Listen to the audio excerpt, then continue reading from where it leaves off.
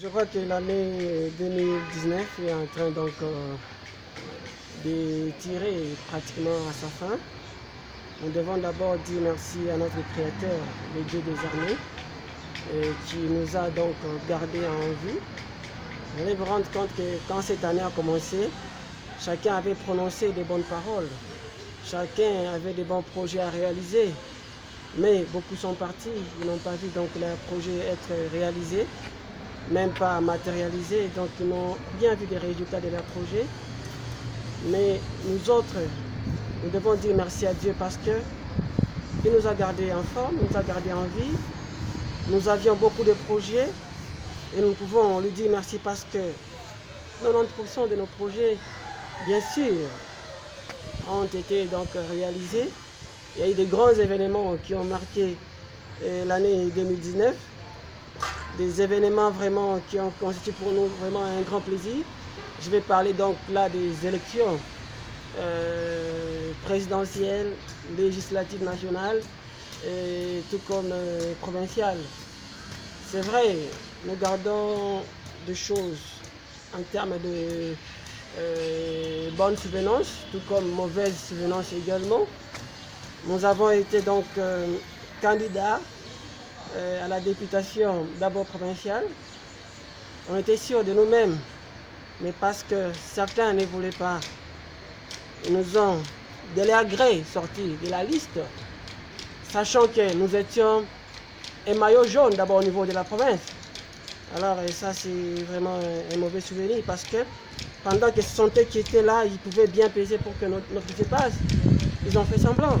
Alors pour moi je considère cela comme un mauvais souvenir et je n'ai pas aimé. Mais parce que je suis quelqu'un de la paix, j'avais pris ça positivement. Et que pensez-vous? Alors nous avons discuté pour plaider pour que notre candidature soit retenue donc, au niveau national. Et c'était très bien.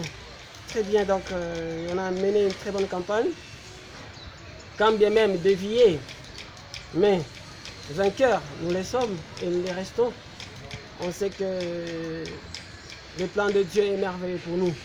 Donc nous gardons autant de souvenirs, bons tout comme mauvais.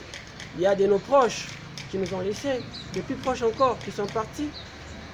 Et que Dieu accepte donc leurs âmes et que leurs âmes donc reposent en paix. Et merci aussi à mon lectorat qui continue donc à être fidèle. Ils sont debout. Et nous nous sommes fixés un grand rendez-vous pour 2023. Et je sais que les Loufois, les habitants du Haut-Katanga nous font confiance. Et qu'ils soient rassurés que Félix Benga reste debout. Il reste debout et il reste positif parce que le meilleur est en train de venir. Je vous ai toujours dit, l'événement ici-bas, c'est la mort. Mais quand on est en vie, en tout cas, il y a beaucoup de choses qui se laissent donc voir, se laissent augurer, qui viennent. Et c'est vraiment meilleur, les choses qui viennent. Je demande pardon à toutes les personnes que j'ai peut-être vexées dans ma manière de me comporter, de parler. Peut-être les promesses qui n'avaient pas été réalisées. La main sur le cœur, comme je le faisais dans ma campagne. Je demande pardon et je présente mes excuses à tout le monde.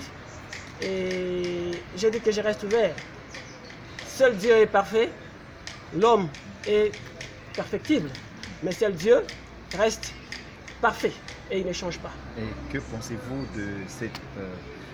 d'un autre événement de notre pays qui est la passation pacifique et civilisée? Oui, je me dois de saluer donc la passation pacifique des pouvoirs et même très civilisée entre les présidents sortants qui restent encore un modèle, Joseph Kabila Kabange, et le président entrant, Félix Tshisekedi Tshilombo, qui a une vision de grandeur, qui met l'homme au centre.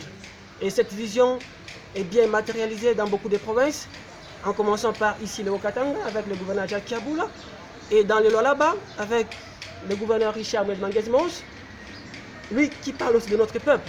Allez-y comprendre que ce sont des gouverneurs de vision, et beaucoup de succès à eux. Allez-y comprendre que le 24 janvier, nous allons célébrer le tout premier anniversaire de la passation civilisée des pouvoirs au sommet de l'État. Et pour moi, je me dis, cette journée ne va pas passer inaperçue. Voilà pourquoi j'ai organisé un grand rendez-vous. Je crois que ça n'a pas déjà sur les réseaux sociaux. Beaucoup de publicités passent déjà, où nous allons réfléchir sur un grand thème, la participation citoyenne et responsable de jeunes. Nous devons garder et préserver les acquis de cette passation civilisée des pouvoirs. Nous sommes dans les trains de l'alternance, mais ces trains-là doivent être sécurisés. Il y a beaucoup de facteurs qui entrent en jeu pour que cette alternance arrive à produire des fruits. Et ça produira des fruits que quand Tshisekedi Tshilombo Félix, Antoine, notre président, va consommer ces 5 ans. Et peut-être, s'il y a un autre qui va venir, là, allez-y comprendre que ça sera même ça, les gâteaux de l'alternance. Donc, nous allons réfléchir ensemble. Ça sera à Konizi, au là-bas, à Immaculata, où nous allons passer une grande journée dans la réflexion. Mais attention, l'Université pour la paix aussi, nous l'avons déjà annoncé, cette fois-ci sera à Kigali.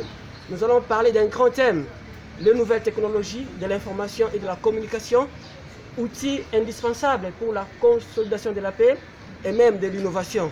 Tout à l'heure, je m'aimerai à Kigali pour les préparatifs donc, de ces grands événements. Et je crois que nos mains sont grandement ouvertes. On a besoin de tous les partenaires. Pourquoi pas Jacques Kiaboula ici au Katanga, parce que c'est parmi les gens qui aiment la paix. Et voilà, un message pour lui. Donc nous les voulons aussi comme partenaires dans les prochains rendez-vous.